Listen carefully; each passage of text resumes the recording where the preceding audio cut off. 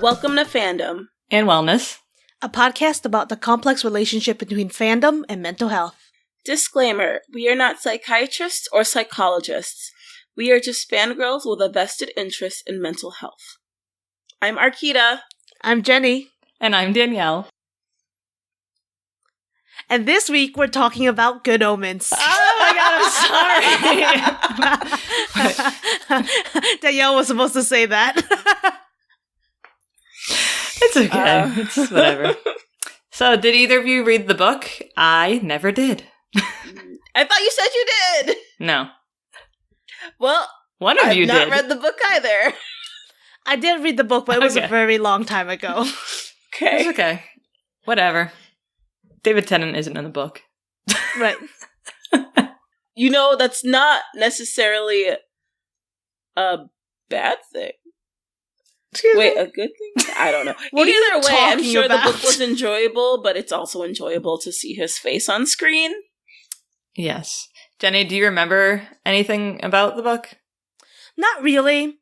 It's like, I think, I'm trying to remember because I feel like a lot of the humor did translate over, and I know that they did take a lot of the dialogue from the book, because Neil Gaiman wanted to stay true to the book and to Terry Pratchett. Like, Crowley dancing on the head of a pin is such a weird and specific scene that it must have come from the book. It's like so ridiculous, but I love it. Yeah. Remember that scene? With his little mustache? Yes. Oh god.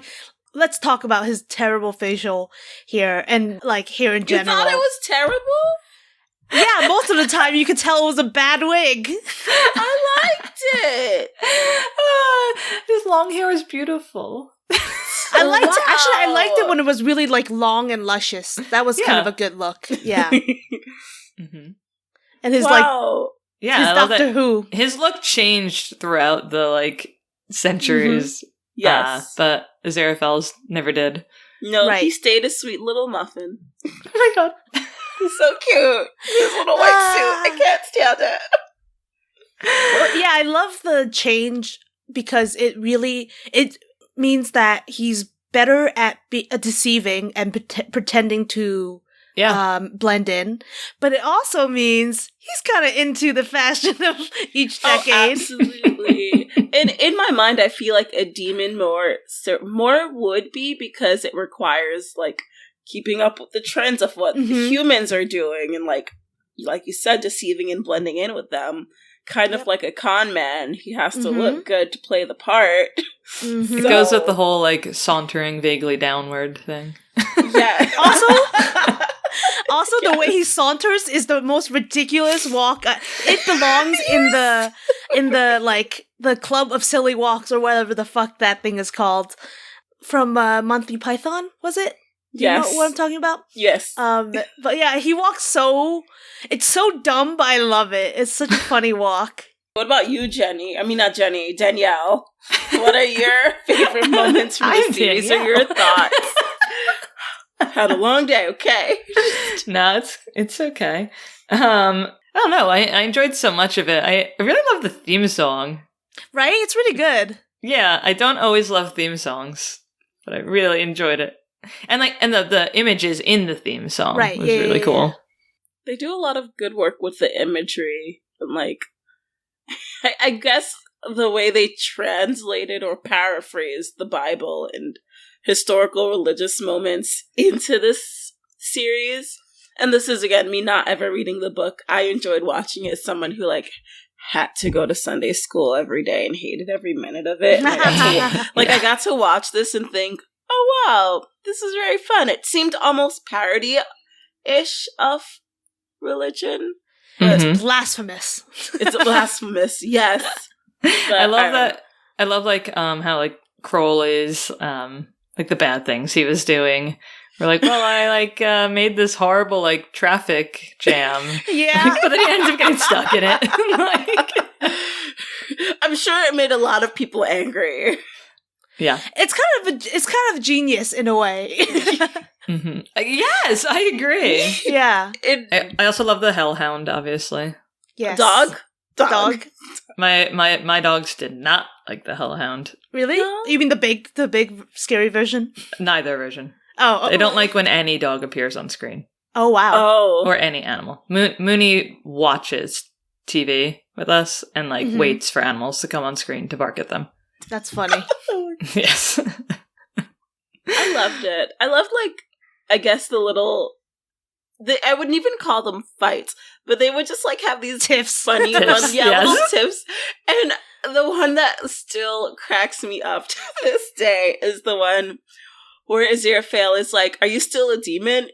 And Crowley looks at him and is like, "What do you think? I would be an aardvark?" Okay. And it's like, well, obviously, yeah, he's still a demon, but I don't know, that just sounds like something I would have That's the opposite of a demon. That's correct. Yes. I love their love. I don't care. I know some people think that they're friends, but and I don't know. I think the show shows them falling in love throughout right. centuries. Yes. I mean, I think Crowley falls in love with Aziraphale much faster. That's a constant argument I see online. Who fell in love first? When they fell in love? And Okay. Maybe he's a demon, so he just knows how to he just knows what he wants faster. He's not repressed. Yeah. Yeah.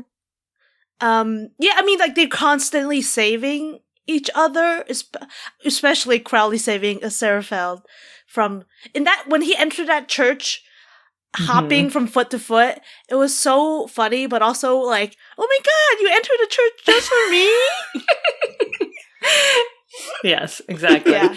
I mean, there's so many little things they do. When he gets when Aziraphale gets the paintball stuff or whatever on his jacket, and then he's stressed because he's gonna have to get rid of the jacket, and Crowley just blows off the paint. Yeah. And it was very symbolic because it's if I do it, I would know the stain was always there because he would have to miracle it away, but Crowley's well, if I do it, you're not gonna have that little weight of guilt on your shoulders, so of course I'd do it for you. Mm-hmm. Sweet. And when Crowley asks him to run away with him, yeah, but he basically just keeps asking him to live with him. Yeah. He does. He's repeatedly, and then at the end they kind of just do. They walk off into the sunset. I'm assuming that Aziraphale moves in with Crowley and his plants. And someone's nice to the plants. Yeah. Oh my god, those plants. I also love that Crowley is obsessed with Queen, and if there's any argument for how this is a love story, it's when he's in the bookstore and it's burning down and he's freaking out trying to find Aziraphale, and the Queen song switches from "You're my best friend" to "Find somebody to love." Yes. Yeah. Although you know that what, no matter what tape you put into the car, it's gonna play Queen no matter what, right? Wait, what? That's the gist. No matter, you could put you could What? put I can't remember any other band name. Wasn't he playing Velvet Underground for a second though? It was somewhere towards the beginning. I think he was playing Velvet Underground, and Aziraphale walks in, and he's like, "Oh, this is bebop," and I was like, "That's not bebop. What are you talking about?" I don't remember, but at least in the book, if you put a Miley Cyrus CD in, it would play Queen. What about My Chemical Romance? It would play Queen. It's not the car for Jenny. That's okay. But yeah, that's why it's the soundtrack of pretty much the entire show. So in the book, was that supposed to be a punishment? Because that's not punishment. No, I don't remember why it was that I love way. Queen. It was just how the car was. Yeah. It's a demon car, so yeah, it's a quirk that the car has, I guess. Okay. Yeah. It only plays the best singer of all time. Yes. Yeah. Do you want to say anything else about their love?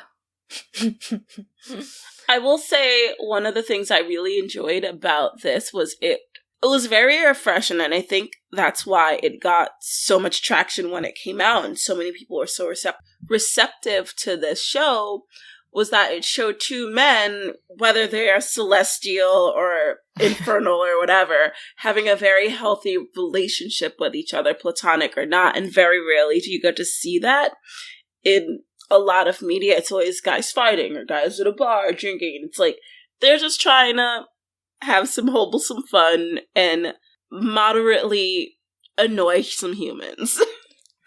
I'm sure you could also see them as non-binary since they are, they're not human. That's like how Neil Gaiman responded to if they are a couple or not, and made people pretty disappointed. What?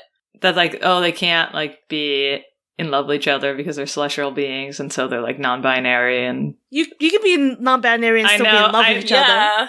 Like you can. Does this have to do with your genitals? Like, what does that have to do with anything? Also, there's romantic love and there's sexual love, and they're definitely in romantic love. But and I'm only saying that in case, because I'm sure people who are non-binary would like to see them as non-binary. But that doesn't take away from their love, that's for sure. And I think that the relationship, in addition to staying on Earth and being immersed in the culture, the relationship has allowed them to feel this love and also feel love for humanity and empathy and thinking about other people. So it's a very important love. Their love is why they don't want to they don't want heaven and hell to fight. Right. And while Crowley would be fine with running away with Aziraphale, but Aziraphale would not.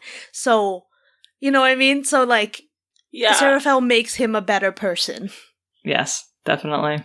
Yeah. Aziraphale makes Crowley a better person, but, I think it can also be argued that, Crowley helps Aziraphale out a lot. Yeah, for sure. Because he's not given what he needs by the angels. Mm-hmm. Yeah. So basically, there are a lot of fan theories online that say that Aziraphale is on the autism spectrum, which I really love this theory, and I think that there's a lot of evidence on the show that supports it. Basically, there's a lot of scenes where he's stimming or flapping his hands. Mm-hmm. Which I love that, when he's around Crowley, he feels free to flap his hands and everything like that, and to just, kind of be himself. Whereas when he's around the angels, he is, restraining them. He's physically holding his hands behind his back so that they can't see them. Mm-hmm.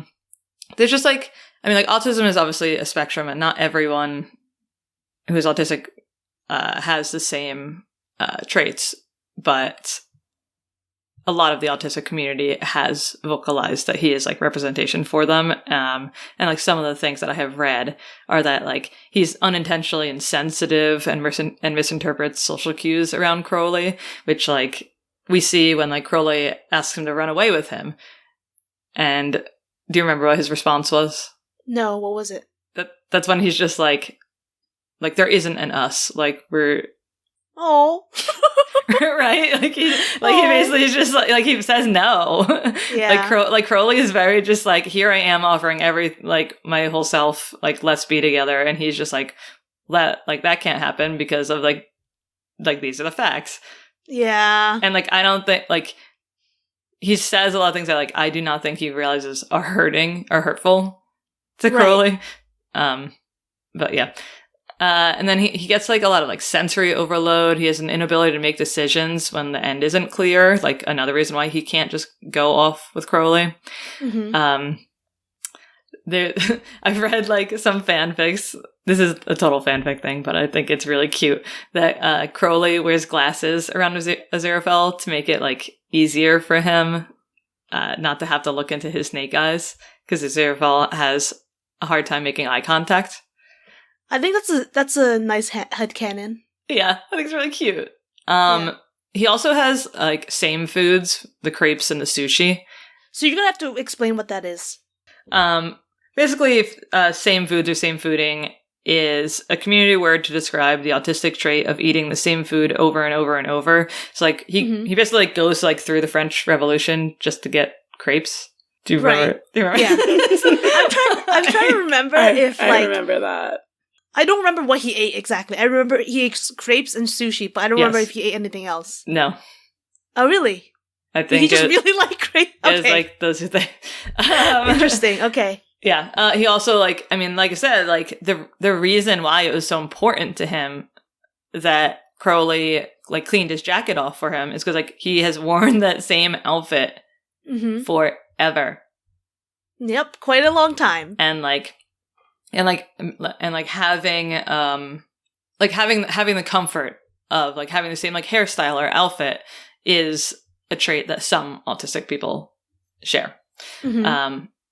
So there's just like these little things that make sense as to why it tracks. For sure. I will also say this, is that I don't know, this is totally headcanon in my head, and it could be in other people's head, is that this is like the purest form of a relationship between a Hufflepuff and a Slytherin. No, does nobody else see that? I absolutely see that it. is perfect. That's correct. That's funny. Yeah, and like Aziraphale obviously tries very hard to be like the perfect angel that heaven wants. But because he is very human, I guess. He is very different from all the other angels, and they treat him very badly because of that.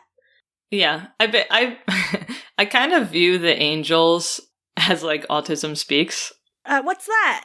They're an organization that views themselves as like the ultimate like autistic awareness group, but most autistic people view them as a hate group because they do not actually like they don't ask any autistic people like their opinions at all.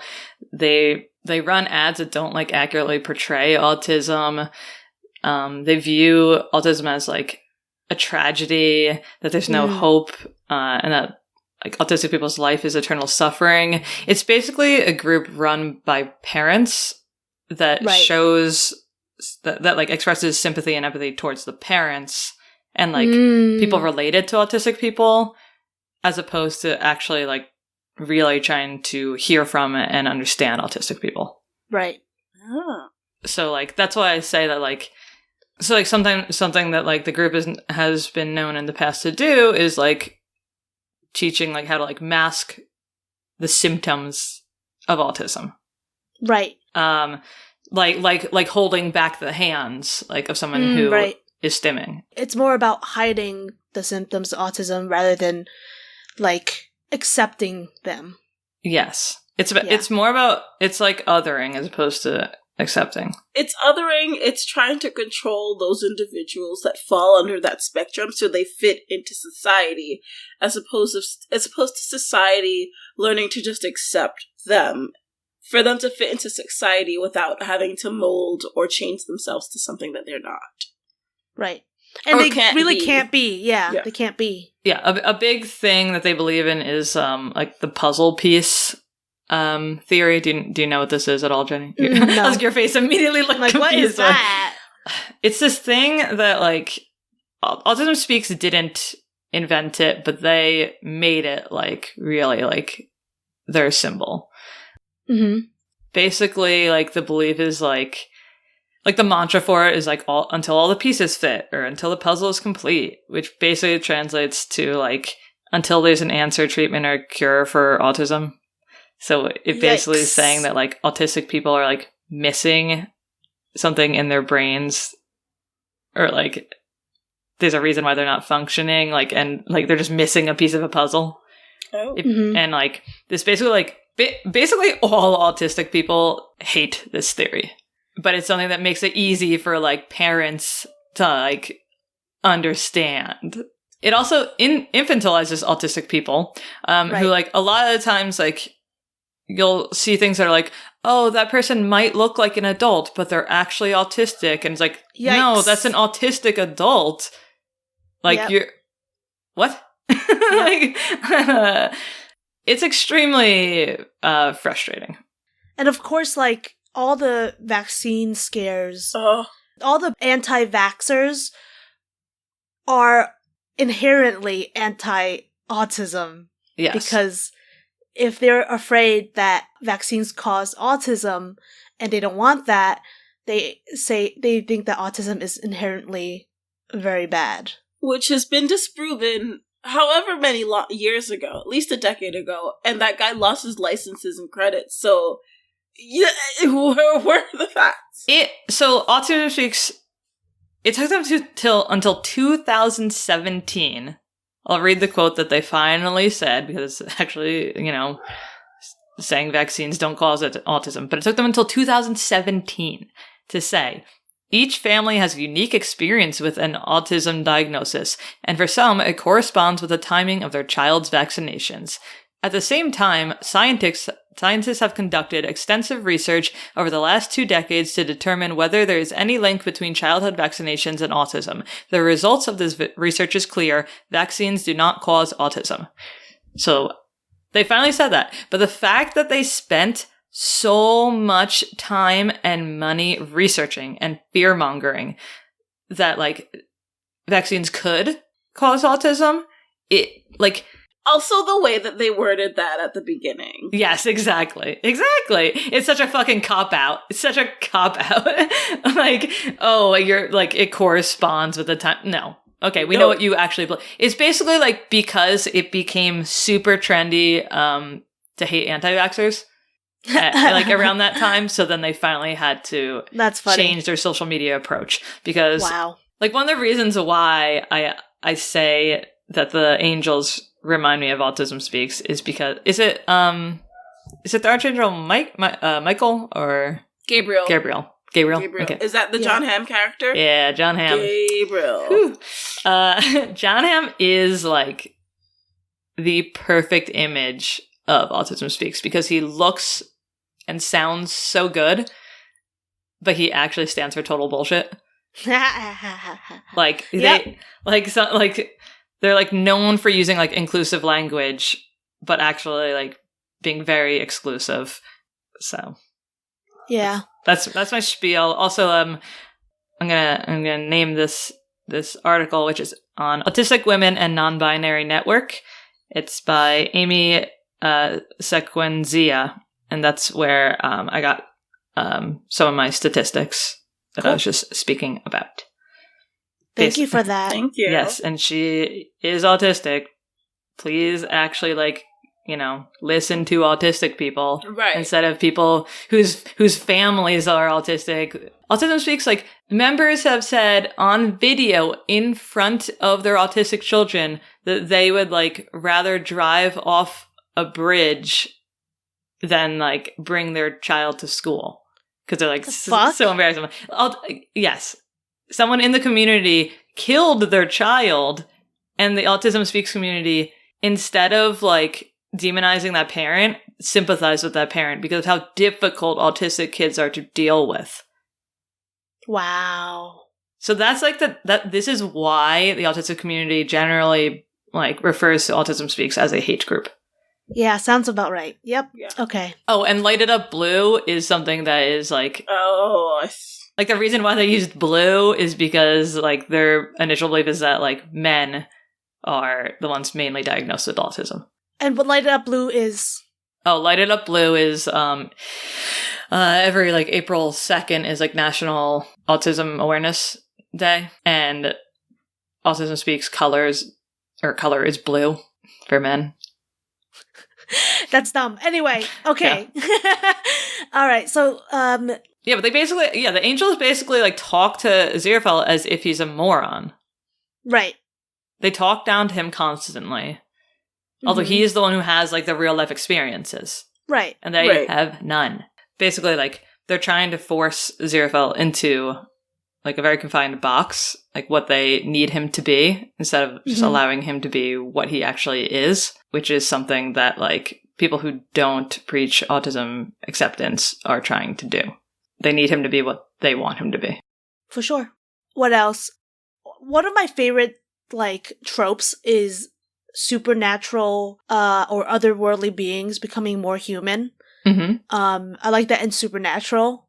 I knew you were gonna go there. Who, me? And I love it in this as well because as we mentioned before, they gain a compassion and a kindness that neither heaven or hell have, and it's very much a human thing. And realizing that humanity is worth it, and it's all in all its fucked up, beautiful, terrible glory, and that's a whole show basically, right? That absolute morality is not the way to go. Who was it? The first kid that they were with, Warlock? Yes. Warlock. What a name! That's a name. What a I'm dumb naming my child Warlock. But you're right. He was. Crowley was the nanny, and Aziraphale was the gardener, and they both were whispering, the angel and the devil on your shoulder. He was essentially that, and that kid grew up pretty well adjusted. But then on the flip side, you had Adam. Mm-hmm. I feel like those names should have been flipped. Yeah, no shit. Adam, I think that's the joke. Who is literally the worst. And he didn't have either of them. I didn't like Adam. What? You didn't like Adam? No. Adam was totally fine until he was went a little bonkers. I was about to say, I don't like Warlock more. He's he's spoiled. Fucking rich he's little spoiled and boy. whiny. This is awkward. All of Adam's friends loved him because he was I know it. It's because you don't like Gryffindors. Look, I'm a Gryffindor rising. The self-hate is real. Okay. I have no problem with Gryffindors. Mm-hmm. What were you saying about Adam? Sorry. I don't know. He just seems...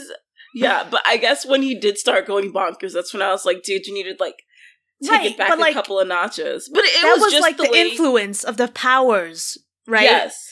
He grew up really normal before that. He's literally the son of Satan. He was fine before that. You gotta give him a little credit, But I guess that's... I wanted to ask if Adam would have grown up differently if Aziraphale and Crowley had raised him. Do you think?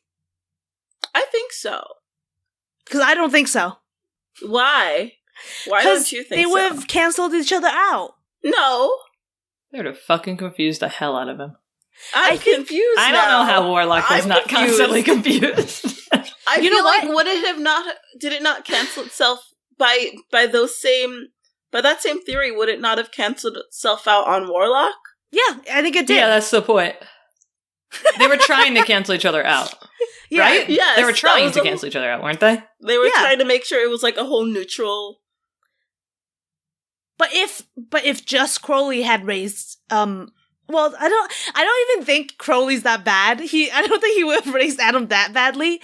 But if just Crowley had raised Adam, who knows if he no one is inherently good, right? They are just influenced by their surroundings. That's the nurture versus nature argument. Yeah. Which I also believe. Do you agree with me? I'm inherently good. Oh gosh. I actually personally think everyone is inherently good, but I don't think everyone's inherently good. I think everyone's inherently good, and they're all products of their surroundings. Okay. So a lot of people end up not good. Isn't there a gene for serial killers though? No, there's a gene for being a sociopath. That doesn't mean you'll end up turning into a serial killer. Okay, I got that completely wrong. Akita, you're on a mental health podcast. Don't stigmatize that shit. I'm sorry, I didn't know. And then there's sociopaths and there's psychopaths. Yeah. Which I feel like in 100 years, that might even change how we view... I bet in 10 years that'll change. Yes. Yeah, but anyway, okay. We could probably have a really longer discussion. Oh, we about could definitely have a really long one. Let's save it for a different fandom. Although this would have been a good one to do that for. I mean, we can. We would have to basically do a lot of research, and we didn't. So, oh well. I don't think research is particularly conclusive about it. Otherwise, we would know, right? Right. But there's so many theories about AI and what's going to happen when they can detect the gene and what happens to the people that are born or unborn with it. Never mind. That we're going too deep. Black Mirror. We're going, but going back to Good Omens and how, in the end, like the villain is heaven and hell, which is just bureaucracy, right? Like these rules, these really outdated rules, and this prophecy that like no one knows why it's happening other than that they're told to do it. So, and like I think a lot of TV shows and movies wrestle with the idea of whether humanity is worth saving, right? Yeah. Because there is so much evil in the world, but there's also so much good and people trying to fix things and joy and love and good food. We know where Jenny is looking for when the world ends. But like that's the question in a lot of apocalyptic movies and like media, right? Mm-hmm. What do you think? Is the world worth saving? No. The thing is that when it comes to movies and TV shows, I know why it's optimistic, because when children watch it, we don't want them to grow up with a pessimistic view. Right. You know? So like, I would rather it be, and I like obviously I want the world to be saved, right? Yes. Obviously. I want the world to be saved, but I think that there should be mandatory, like better education than we currently have. And then the world would be better. The world's saved, and being that this is a like religious show, the world will be saved, and then religion will be taken out of all education. I mean, here's another thing. I think what Adam also wants to do is like start over, I think. Mm-hmm. Yes. I'm cool with that. Honestly, there's a lot of merit to it, because a lot of our prejudices and everything are steeped in history. Yes. And like, if we got rid of that history and we started over, what would happen? You know what I mean? Well, that's like, okay, so that's kind of like saying, like, do we just not teach children history? Do we teach them like how fucked up everything is? Versus like, so currently children are just taught like whitewashed versions of history. Yep. Which is why like then they grow up to be ignorant ass adults. But I think we do correct that as we grow up in high school and college, some places. Okay. I was like, we learn, a lot of people Jenny, learn where'd that you grow stuff. up? New York City. Yeah, okay. So I feel like New York City is a lot different, but I've learned that in other schools, they do not teach the Holocaust. They do not teach about the Trail of Tears. They just like skim over slavery and talk about how it was a peaceful ending. Or yikes. Dude, they did. I mean, the most recent example of this is like how everyone is freaking out over Black Wall Street. Right. Because no one heard of it before.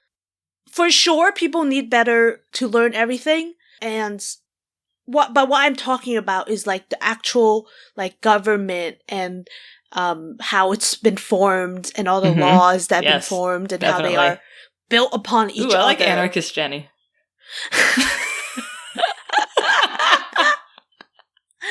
Look, I have my days, okay? I like it. I'm here for it. But like, I was once talking to someone about institutionalized racism, and they were like, that's not what that means. And I was like, what? And I looked it up, I was like, I was fucking right. That's a thing. That was, that's what it means. It's racism that has been built in to the laws and government, and like, it's hard to remove, you know? There needs to be mandatory classes on this starting at a very young age. Like, I don't... Yeah. I feel like what's so hard with being able to teach this is, one, making it child appropriate, which I feel like there's so many ways to do that, but the other part not hard. No, that's why I'm like, there's so many ways to do that, But the hard part is either getting the teachers or the board and curriculum all on the same page, and then also having to deal with the parents, because people are always saying that racism dies when all the old people dies, and I'm like, that's not true. They continue teaching these lessons, and it's generational. And I feel like one of the hard parts is, I think I read this online, so a teacher was like talking about racism in class to like first graders and explaining it, and parents were upset. And it's like, why should I feel white guilt when this happened however many years ago? And it's like, you still benefit from this, so therefore it helps to learn. And it's like, not only learn, but learn ways that you can do better and make it a better place for other people that don't look like you. Which is why, in the end, I know I don't agree with you guys, but I'm just like, humanity's awful. Let's just get rid of it. Like, honestly, the Earth is just so... I'm like, wow, aliens, when they come by our solar system, they lock their spaceship doors, because what the fuck? That's fair. And, like, real quick, I just want to say, Arkeida, like, the people who claim that it's difficult to teach children about race are white parents who don't want to deal with it. The reason why it's difficult to teach race in schools is because most teachers of these kids are white, so they don't understand it, and don't want to, and don't try to, and aren't mandated to. And lastly, if black parents have to teach their children to comply with everything a cop says so they don't get shot, I'm pretty sure that white parents can be okay just, like, learning how to respect, like, learning to teach their children how to respect, like, other black kids. Like, I don't, you know what I mean? Pretty sure that's a much harder conversation. Yes. Anyway, so Arkeida says, fuck humanity. Yes. I can't blame you for saying fuck humanity. I can't blame you. You know who else says fuck humanity? War, famine, pollution, death. Yeah, we got a little off topic, but it's okay. Did you like those characters, the horsemen? Yes. I thought they were really awesomely depicted, and I really wanted to see people cosplaying them at Dragon Con, and I did not see any, so and cool. I was really disappointed. I should be pollution. Oh my god. That'd be cool.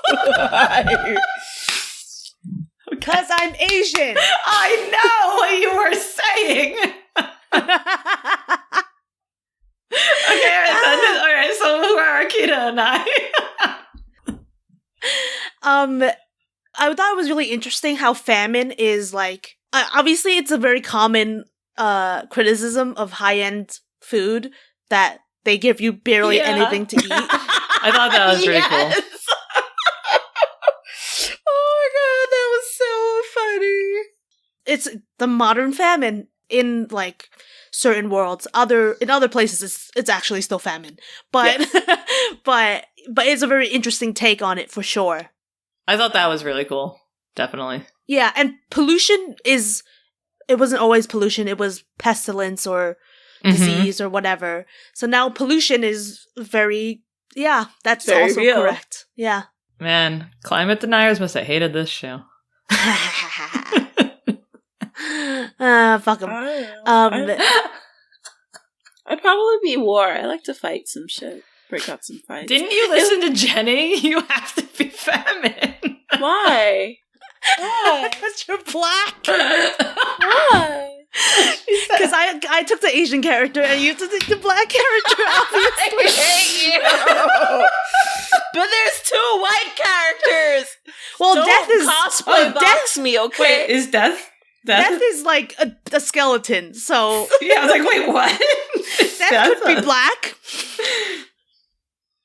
That is so funny. I'm sorry. I'm sorry. Arkeida, you can be war. I'll be pollution. It'll be okay. I mean famine. Sorry. War. I want to fuck some shit up, man. That's what I want to do in life. Okay. Also, was pollution non-binary? I think so. I was trying to figure it out, and I was like, I cannot tell. I think they also used they pronouns. Am I wrong? I don't remember. I think they did. Yeah, pretty cool. What else? So, how did you feel about Anathema? I loved her. I loved her. You love witches. I thought like I loved like the whole like concept of like she has to like rigidly follow fate And then at the end, she like throws away the book. Although, to be honest, I wouldn't throw away the book. I'd be like, no, I want to be rich forever. It's hard. Yeah, it's hard to be like, to know that you could know the future, but also, it's so it's hard. cool. That's like it's like yet another character in the story, like going against their set destiny. Mm-hmm. Right. And I did like her. I just felt like they didn't do much with her, and they didn't really show her personality that well. Because she's a woman. So she wasn't written particularly well, I don't think. And I do not like the love interest that I forgot the name of. Oh, the guy that breaks computers. Yes, but it's also because I don't really like the actor, so What's that might wrong be why with him? I just don't like him. I find him kind of obnoxious. Oh, okay.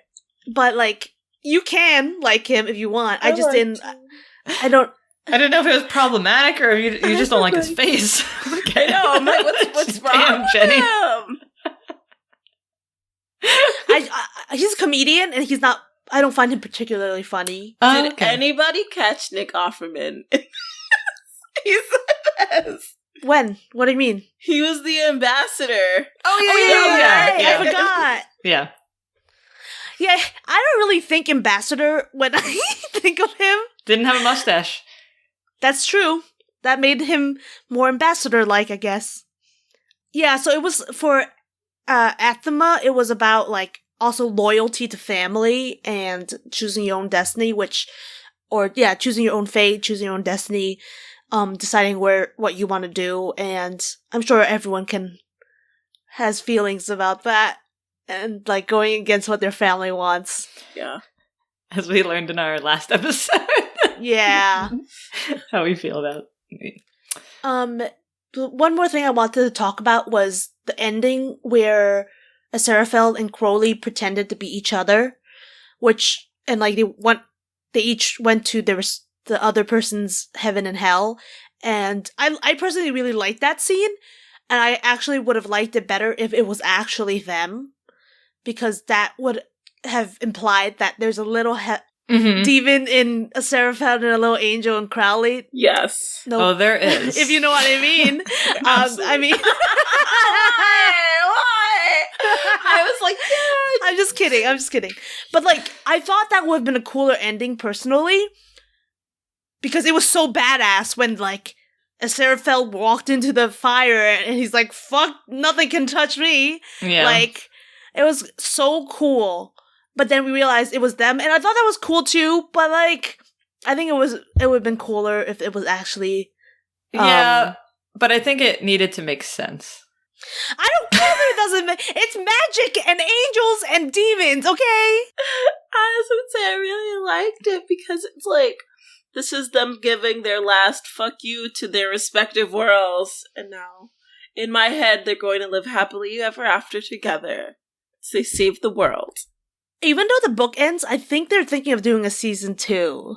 Yeah, I could see that. Which I guess, but who knows? It's like Game of Thrones going off book, you know? It's really funny because, like, I've heard people say that, like, really the story would be almost exactly the same if you took Aziraphale and Crowley out of it. What? Like they didn't do shit? I mean, they literally canceled each other out. I mean, yeah. Like, Crowley, like, delivers the baby, but, like, I guess a different devil could have just done that. Yeah. Well, I feel like you wouldn't have the exact same friendship, the growth of that friendship and relationship if you took them out. Like, that would not exist. Yeah, no, well, yeah, because they just wouldn't be there. But I'm saying, like, the apocalypse. The apocalypse would just be the same with or without them. I like that like Adam basically has to like, I don't know if it like choose his adopted father, but right. Because like a lot of times media will like demonize like the adopted parents, right? And it's like, well, this dad like is his actual dad. He raised him. Like his real dad is literally Satan. like so I was like, I like that it was like he had to. Yeah, that's sweet. Did you like his friends in his like friend group? Yes. Man, the things he did to them were freaky. So fucked up. Yeah. Freaky. Yeah. Man, I can't believe they stuck with him after that. They must have had some faith in him. Yeah. Childhood friendship, man. It'll save the world, apparently. Too much faith in the white man. Well, apparently it was just the right amount of faith in the right man. Because otherwise, they definitely would have all died. Right. Without them, Adam would have went evil. Oh, absolutely. Do you have any other thoughts about Good Omens? Well, what were your favorite things that have come out of this series so far? Like cosplay? Oh man, I saw some amazing cosplays. Crowley cosplay at Dragon Con. Oh my god. This guy was walking around with a spray bottle, and he was anytime he walked by plants, he would just spray them. Oh my god, that's funny. And he looked so much like David Tennant. Oh I think we were dancing with him. Yes, we were. Not with him, at the same dance floor. We were dancing next to him, and he was dancing with his wife, and his wife was dressed as like a perfect.